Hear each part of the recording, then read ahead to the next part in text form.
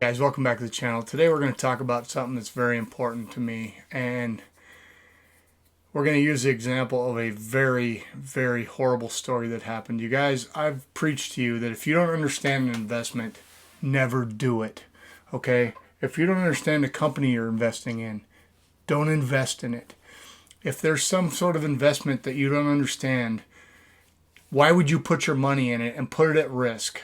Remember, the stock market is always a risk. There's always a chance you can lose money. And by not understanding an investment, the chances of losing it are even higher. Unfortunately, a couple days ago, we had a really horrible story happen. A 20-year-old in Illinois, I believe, named Alexander Kearns. This young man opened up a Robinhood account and apparently got involved in some options tradings. You guys, I've been investing for over 10 years and really for about 15 years. I don't understand options, so I don't invest them.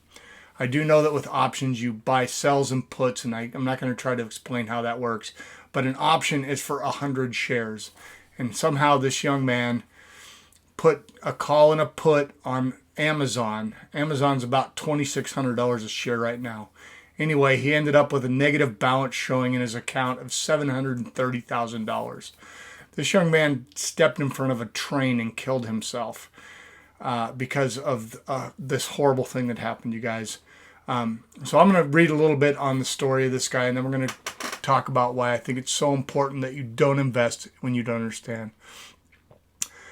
So anyway, the note was found on his computer by his parents on June 12th. And it said, how is a 20-year-old with no income able to get assigned almost $1 million worth of leverage? When you do calls and puts, you guys, you're leveraging a stock to go one way or the other. That's the best I understand it. It says, like so many others, Kearns took up stock investing during the pandemic, signing up with the millennium-focused brokerage firm Robinhood. Now, you guys, I'm not bad-mouthing Robinhood. I think it's got a lot of good qualities. It's an easy-to-use app, and it's really popular. But even awards new customers free shares of stock. During the first quarter of 2020, Robinhood added a record 3 million new accounts to its platform. And as you know, a lot of people have been home, so they've been doing a lot of new things.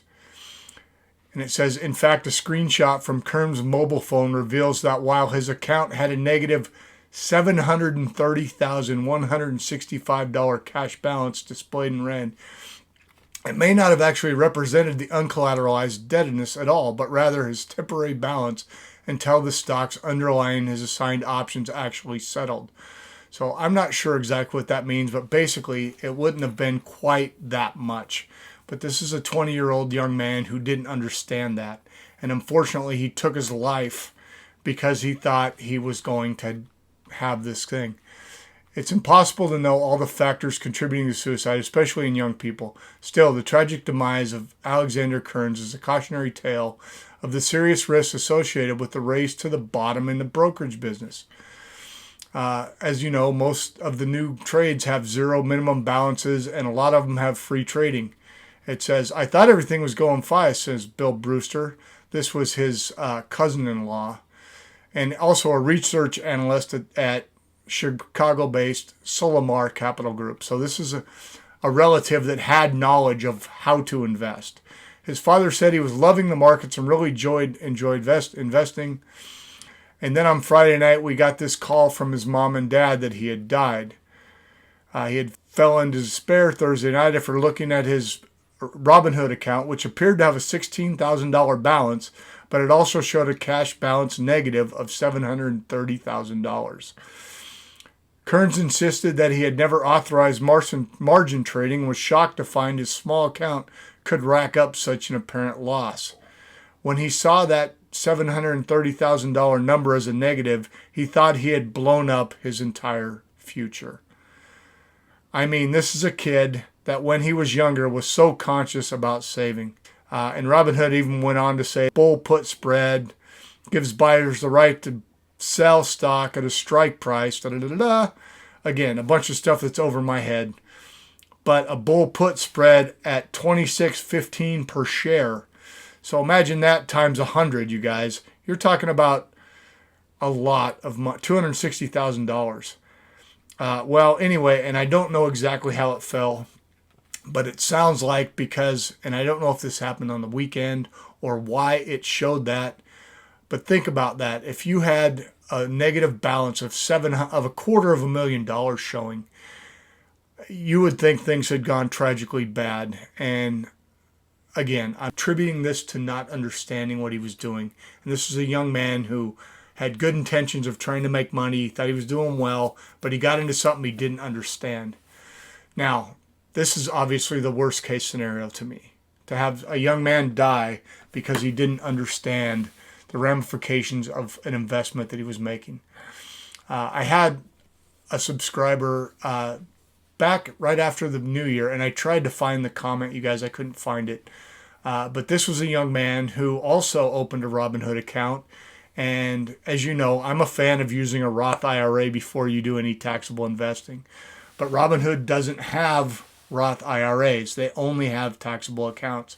And this young man got in some good buy and sells last year. He was day trading or semi-day trading, was buying, and when it had appreciated, he was selling. In this young man's case, he had made over $5,000 in capital gains. He was a single guy in his 20s, and at the end of the year, when he went to file his taxes, of course, he got the quick wake-up call that he owed 24% of that money back as ordinary income taxation for the capital gains. So imagine you thought you had a great year in the stock market and you made $5,000 just to find out that you had to give $1,200 back in taxes. And I attributed that. I told him, you have to understand that everything you do in investing has ramifications, you guys. You can win, but you can also lose. And by educating yourself as much as possible, you can minimize some of these risks, and you can also minimize some of the downswings. Unfortunately, this young man learned, well, he didn't learn, and it came out with a horrific ending.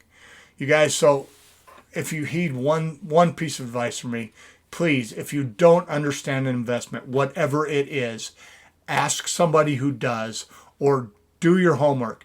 Read a book on investing. Ask YouTube forums. Watch videos. Go online to investing chat groups. Whatever works for you to find out the information, but find out the information before you put your money down, you guys. Please listen to me on this. All right, thanks for coming out. If you got a good message, you guys, do me a favor, leave a like. Turn the thumbs up blue.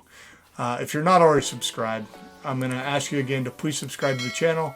We keep growing every day, and as the community grows, our knowledge base as a community grows. All right, thanks a lot.